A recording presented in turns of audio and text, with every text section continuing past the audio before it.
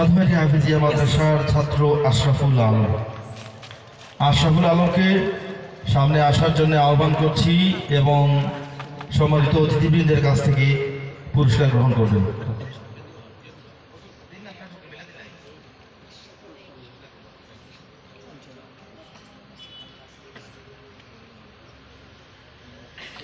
আশরাফুল আলম গ্রহণ করছেন পঞ্চম পুরস্কার হিসেবে ৫,০০০ টাকা নগদ এবং এটি এসেছে সালে আহমদ হলিপুরের সৌজন্যে।